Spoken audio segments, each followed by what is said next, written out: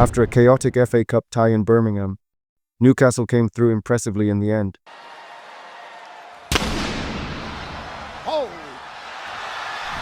So from the Willock masterclass, to the secret right-wing weapon, to the lethal poacher reminder, to Newcastle's most underrated strength, we'll also reveal the game-changing Fabrizio Romano exclusive of Newcastle, potentially triggering the release clause of an exciting star. Is there also Newcastle? Plus which 3 moves revealed by sources close to the club are Newcastle discussing ahead of a massive summer window? I don't know. As per, join us as we'll break down the 5 things we learned in Birmingham 2, Newcastle United 3. Also, according to YouTube stats, only about 6% of the people who watch my videos are actually subscribed. So if you like this video or just realized that you're not subscribed, please consider subscribing. You can always unsubscribe later. It's free. Enjoy the video. Let's go. So the first highlight of the match was Joe Willock's brilliance. After enduring various forms of racial abuse, Willock responded with a masterclass performance.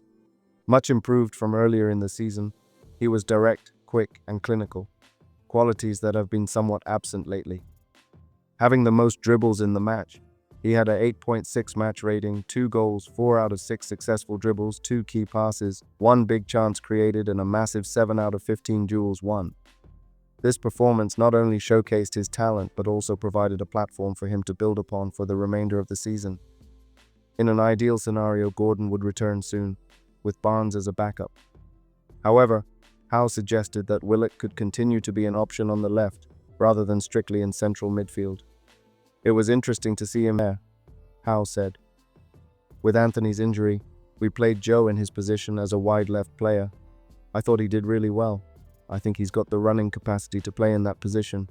It's different to playing infield, but he's got the pace to take players on and engage in those one-on-one actions. He's also then got the technique to come into pockets and come inside and shoot on his right foot. I thought he looked a threat throughout the game. The beauty of Joe when he does play inside, as a midfielder, is that he drifts wide a lot anyway, so I think he's really comfortable in those wide areas. Newcastle United are in need of Willock now more than ever, especially with Joelinton expected to miss several weeks due to a thigh injury. This creates an opportunity for Willock to contribute significantly in midfield or on the wing. His resurgence would be vital, considering his importance during the 2022-23 and most importantly the 2020-21 campaign, and fans are eager to see him regain that impactful stature in Howe's team. Well, Joe, you really had to work for that, so what's your overriding emotion? I think it was a tough ground to come, you know. Respect to them, they put up a really hard fight. The atmosphere before the game was electric, man, and it was a really hard game. So we never thought it was going to be an easy game. We're happy to come away with the win and progress to the next round. It was never going to be easy anyway, but then when you start like that as well, how did you get yourself back into the game? Yeah, it wasn't a great start. To concede after 30 seconds, you know, it was quite hard, but I think that just shows the mentality of the squad. That shows the overriding belief that we have in each other, just to get through the game and win. Your first goal, how convinced were you that it had gone over the line at the time? I was how convinced. How convinced are you now? I was convinced, you know. That's why I kicked it over the bar the second time. I actually don't know. I thought it went over the line because the keeper was so far back in his goal. I was thinking, his arms are not that long. But I'm actually not really. I need to watch it back, but they gave it to me anyway, so I'm happy. The second one was definitely a lot more clear cut, and talk to us about that one and how special was it right in front of the fans here as well? Yeah, it was amazing to score in front of the fans. You know, especially after this week I've had, it was quite hard. So the fans have supported me so much. They gave me so many amazing messages. So to score in front of them and win the game and progress the team to the next round is something that would live for me for a long time. How much does that support mean? Because I imagine it's been a sort of pretty difficult couple of weeks for you, but the support from the fans must have meant a lot to you. Yeah, the support for the fans is one of the factors that helped me get through it, you know. I'm so thankful for them, and I just want to say thank you for each and every one of you that gave me that support. It's meant so much to me. I couldn't reply to all of them, but I appreciate it so much from the bottom of my heart. In terms of tonight, it got pretty physical at times. You sort of caught on the wrong side of a couple of rough challenges. How much did you have to stand up to that as a team? Yeah, definitely. There was some big challenges out there, but that's what we expected, you know. I think the manager told us before the game it's going to come down to our mentality. these games, FA Cup, these nights, it throws up so many different factors that you have to deal with, and I'm happy we got through it and we dealt with it. And it's been a bit of a stop-start season for you, it's probably fair to say, but how big a statement was that for you tonight, to get the 2 goals and to play as well as you did? Yeah, I think it's important for me today, I think it's been hard for me to sort of get in my flow of things. All credit to the team, the players that are playing every week in, week out. I'm so delighted for them. But as a player, you always want to play, So the manager told me just to continue going, and when you sort of get a chance to play and start from the beginning again, you need to show people what you can do, So I'm trying to kick on from here and sort of keep trying to get the best version of myself out every week in, week out. And through to the Carabao Cup final now, through to the 5th round of the FA Cup, and still so much to play for in the Premier League as well. Does it feel like there's still an awful lot to play for you in the second half of the season? Yeah, definitely. I want to give my best with this team, I think if I sort of continue working, continue training hard, nights like these will come, So I just have to continue working, and I can help the team whenever I'm called upon. By the way, be sure to check out what they don't want you to know about Joe Willock on my other secret YouTube channel. The video link will also be in the pinned comment. Then the second significant takeaway from Newcastle's recent performance has been the emergence of a secret right-wing weapon, 21-year-old Osula. After joining the club for £10 million from Sheffield United last summer, he made only his 3rd start for Newcastle in a match at St Andrews. Following a successful outing in the FA Cup, where he scored against Bromley, there was considerable anticipation surrounding his return to the lineup. With Callum Wilson starting due to his recovery from injury, Osula was deployed on the right wing.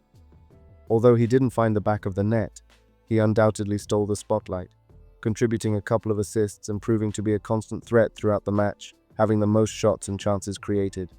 His performance showcased his potential, with brilliant touches, quick feet, and impressive pace. Having an 8.5 match rating, 2 assists, a massive 3 out of 4 successful dribbles, 51 touches, despite only having 14 out of 16 accurate passes, he had 3 key passes, 2 big chances created, and 14 out of 24 duels won. He was also strong defensively, having the most tackles won in the match. While he was less involved when shifted to a centre-forward position, he clearly demonstrated his capability as a backup for Jacob Murphy on the right wing. Head coach Eddie Howe had previously hinted that Osula could be an option in that role, especially after the club sold Miguel Almiron to Atlanta United. Notably, a big shout to David, known as Gaming Till Late, whom had provided insights ahead of time, suggesting that Osula could excel on the right.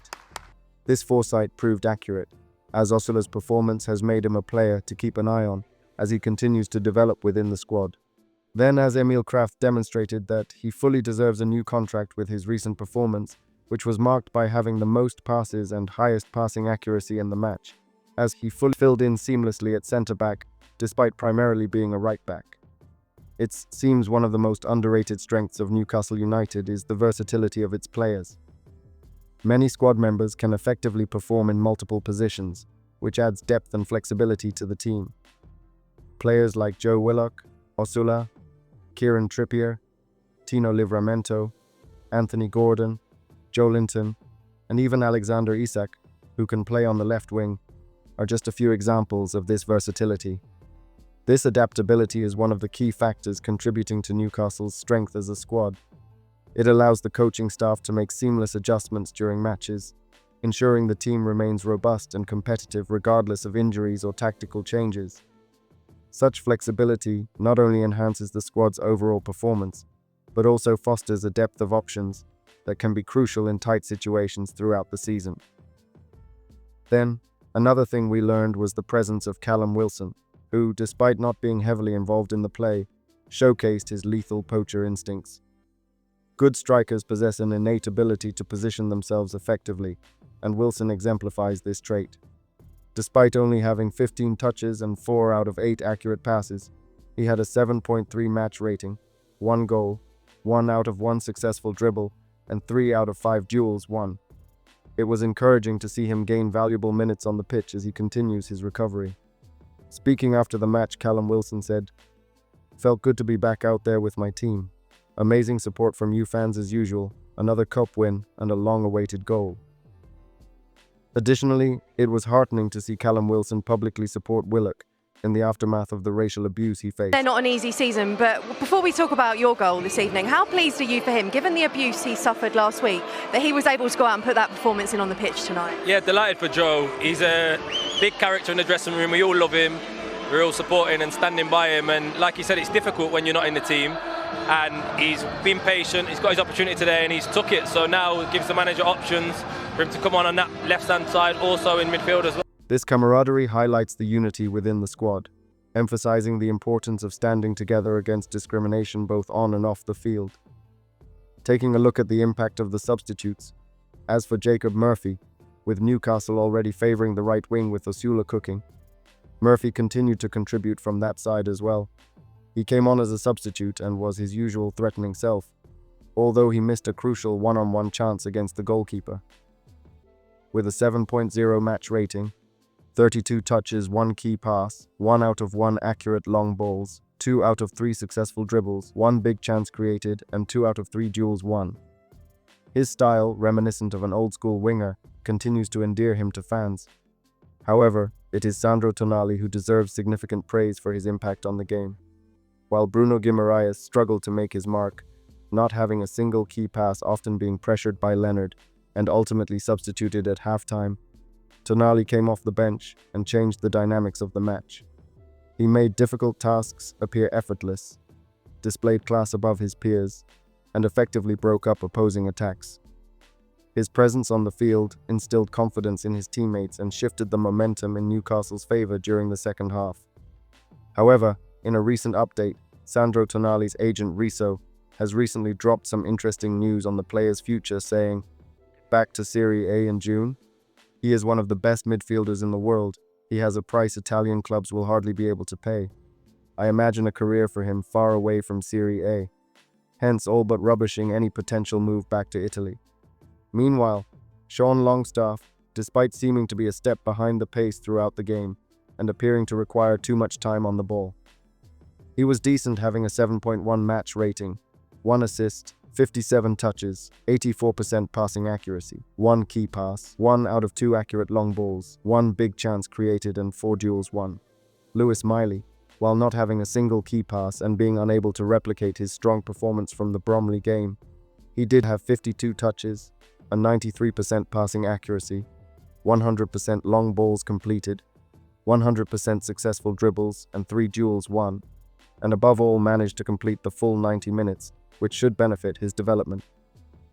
Speaking after the match, Eddie Howe said, Eddie, a really good cup tie. What was the key to you coming out on top? Probably our reaction to conceding. I mean, that was a nightmare start to the game. There was no rhythm in the game. You know, we've conceded from really the first attack, and if we didn't know how difficult the game was going to be before the game, certainly that was a sobering start to the game, and the biggest credit I can give the players is how we responded to that, because I've seen teams go under in that moment, especially with the amount of changes we made, but lads solidified our performance, got a grip of the game, scored 2 good goals, and yeah, it was a really good cup tie actually. I mean, we've come out on top, so it's easy to say that, but their goal, their spectacular long-range strike then makes it in the balance again. It was pretty chaotic in the first half. Do you feel like you got more control in the second half in particular? Definitely got more control in the second half.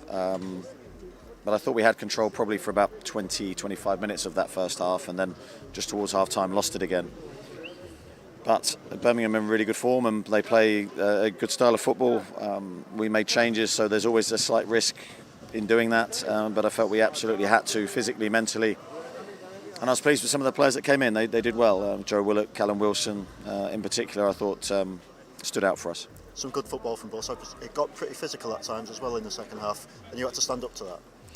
Well, I think it's physical in both halves. They're a big set play team. We obviously didn't deal well with the first one and conceded from it, but I thought stood up pretty well to the physical test after that. There's a lot of tired bodies from our side, especially the ones that have played most minutes, but also good to see the lads coming in who haven't had a lot of football and perform very well. And one of those, Osula, as you mentioned, what pleased you the most about his performance? I think he showed his pace, he showed his strength, he showed his technical ability. I think there was a good mix for Will today. He's still got some rough edges to improve and work on. Could have scored a couple of goals. Most importantly, played for the team, did really well. with Willock as well, getting 2 goals. Did he epitomise everything that you wanted from players coming into the team today? Yeah, he did. You want them to take their opportunity and showcase their talents. I thought Joe did that. He's always been a goal scorer for us, and 2 massive goals today. I was really pleased with how he took the second one, because that was a big moment for us. We didn't want extra time desperately, so it's great that we've been able to do it in the 90. Callum Wilson, a big moment for him as well, his first goal of the season, and you suspect it won't be the last? Certainly hope not, for Callum's perspective and for our perspective, because we need a fit Callum Wilson in the squad. He's such a reliable player, he's such an effective player, and I thought when you consider how long he's been out and how he's had to show real resilience to his recovery, and then he gets a moment like today and you're willing him to score, really, and it's a typical Callum Wilson goal. He's there in the right place at the right time, and it was a really important goal in the context of the game. Can I just ask you about Sean Neve as well on the bench today? Obviously, sort of Anthony Gordon missed out with injury and stuff like that, but how much has he earned that spot on the bench? Yeah, he has. He's trained with us now for a couple of months, in and out, really, not necessarily consistently, but he's shown he's got real ability. Really nice lad and good character, good attitude, but he's got really good attributes in his game. We really like him, so he's one that we're certainly keeping an eye on. Dan Burn came off. What's the prognosis there? Yeah, it looks like a groin problem for Dan. We desperately hope it's not too bad. He's been such an important, reliable player for us. But overall, it's a good end to a great week, isn't it? You're through to the next round, and obviously through to the final the other night as well. Yeah, I mean, the aim for the week, of course, was to try and get through to the final. We did that, and then the aim turned to staying in the FA Cup and trying to go as far as you can in that competition as well. And I think we did ourselves proud tonight, because very difficult game after Wednesday night especially, and we found a way to get in the hat. Then, in some transfer news, as after a quiet January transfer window that saw Newcastle United make no signings, the focus now shifts to what is expected to be a pivotal summer for the club. Sporting director Paul Mitchell will face scrutiny to deliver after a challenging couple of windows since his arrival, with the top priorities being the acquisition of a new right winger and a right-sided centre-back. Mark Douglas reports that discussions are already underway regarding potential targets, with the club hopeful of having a substantial budget following the £30 million generated from the sales of Miguel Almiron and Lloyd Kelly last month. In his recent piece for The Eye, Douglas named 3 players to watch this summer: Johan Bakayoko from PSV, Southampton's rising star Tyler Dibling, and Bournemouth centre-back Ilya Zabarny. The club was unable to pursue these players in January due to the profitability and sustainability regulations and the reluctance of their respective clubs to let them go. Tyler Dibling is poised for a move, especially if Southampton faces relegation, which seems increasingly likely. Johan Bakayoko has been linked with a Premier League move for some time, having impressed at PSV, including scoring in the Champions League against Liverpool. Ilya Zabarny is enjoying a solid season at Bournemouth, but securing his signature may prove challenging, particularly if the Cherries qualify for European competition.